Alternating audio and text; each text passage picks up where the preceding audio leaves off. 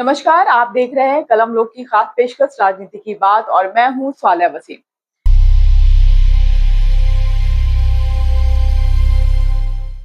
बिहार की राजनीति में इन दिनों सबसे ज्यादा चर्चा अगर किसी सीट की हो रही है तो वह है बांकीपुर विधानसभा उपचुनाव।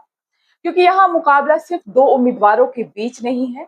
एक तरफ है चुनावी रणनीतिकार से नेता बने प्रशांत किशोर और दूसरी तरफ है बिहार की सबसे मजबूत मानी जाने वाली पार्टी बीजेपी। लेकिन मतदान से पहले ही ऐसा घटनाक्रम हुआ जिसने पूरे चुनाव का नैरेटिव बदल दिया। बीजेपी ने पहले अभिषेक कुमार सिन्हा उर्फ बंटी को उम्मीदवार बनाया, नामांकन कराया। मुख्यमंत्री सम्राट चौधरी, प्रदेश अध्यक्ष संजय सरावगी और कई बड़े नेताओं ने शक्ति प्रदर्शन भी किया। लेकिन ऐसा क्या हुआ जो अगले ही दिन उसी उम्मीदवार ने नामांकन वापस ले लिया और कुछ घंटे के भीतर बीजेपी ने नीरज कुमार सिन्हा को नया उम्मीदवार घोषित कर दिया। अब सवाल उठ रहे हैं कि क्या वजह सिर्फ पारिवारिक कारण थी या बीजेपी ने आखिरी समय में अपनी चुनावी रणनीति बदल दी? क्या प्रशांत किशोर बीजेपी पर भारी पड़ रहे हैं या विपक्ष सिर्फ राजनीति माहौल बनाने की कोशिश कर रहा है? आज पूरी कहानी विस्तार से समझेंगे। बांकीपुर सीट इसलिए खाली हुई क्योंकि यहां से लगातार जीतते आ रहे बीजेपी नेता नितिन नवीन राज्यसभा चले गए। इसके बाद इस सीट पर उपचुनाव घोषित हुआ। यह सीट बीजेपी का मजबूत गढ़ मानी जाती है, लेकिन इस बार मुकाबला खास इसलिए हो गया क्योंकि जन स्वराज के संस्थापक प्रशांत किशोर ने खुद चुनाव लड़ने का फैसला किया। यहीं से यह उपचुनाव पूरे बिहार की राजनीति का केंद्र बन गया। बीजेपी ने पहले अभिषेक कुमार सिन्हा को उम्मीदवार बनाया। उन्होंने नामांकन भी दाखिल किया। नामांकन के बाद बड़ी सभा हुई। सम्राट चौधरी समेत एनडीए के कई बड़े नेताओं ने मंच साझा किया और जीत का दावा भी किया। लेकिन ऐसा क्या हुआ जो अगले ही दिन अभिषेक कुमार सिन्हा ने पार्टी कार्यालय पहुंचकर ऐलान किया कि वे पारिवारिक कारण से चुनाव नहीं लड़ पाएंगे और अपना नामांकन वापस ले रहे हैं।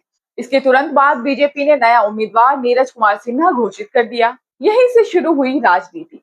उम्मीदवार बदलते ही विपक्ष को बड़ा मुद्दा मिल गया। प्रशांत किशोर ने कहा कि अगर सब कुछ ठीक था तो फिर नामांकन के अगले ही दिन उम्मीदवार बदलने की जरूरत क्यों पड़ गई? उन्होंने दावा किया कि बांकीपुर किसी की जागीर नहीं है और बीजेपी पहली बार इस सीट पर दबाव महसूस कर रही है।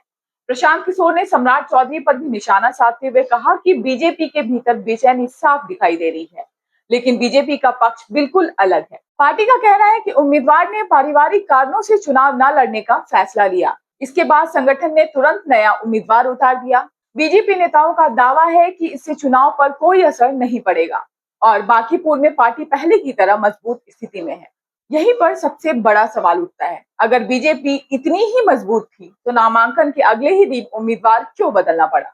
और अगर वजह सिर्फ पारिवारिक थी तो विपक्ष इसे बीजेपी की घबराहट क्यों बता रहा है? सच यह है कि अभी तक ऐसा कोई आधिकारिक प्रमाण सामने नहीं आया है जिससे यह कहा जा सके कि बीजेपी ने प्रशांत किशोर के डर से उम्मीदवार बदला। लेकिन राजनीति में समय बहुत मायने रखता है। जब कोई उम्मीदवार नामांकन दाखिल करे, शक्ति प्रदर्शन हो और अगले ही दिन उम्मीदवार बदल जाए तो सवाल उठना स्वाभाविक है। यही सवाल विपक्ष उठा रहा है और यही सवाल बीजेपी को लगातार घेर रहा है।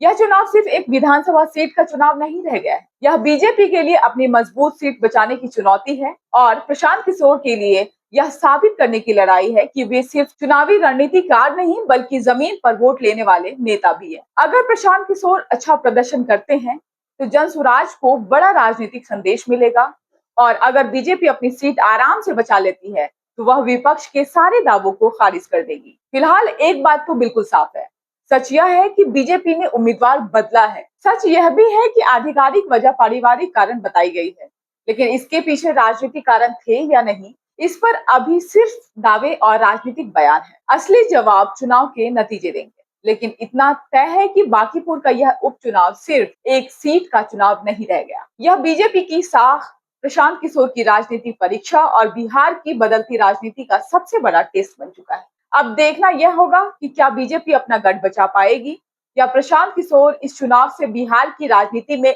नई इबारत लिख देंगे। आप क्या सोचते हैं कमेंट्स में जरूर बताएं। वीडियो अच्छी लगे तो लाइक, शेयर, सब्सक्राइब जरूर करें। फिर मिलेंगे एक नए वीडियो के साथ, एक नए इन्फॉर्मेशन के साथ। तब तक के लिए नमस्कार।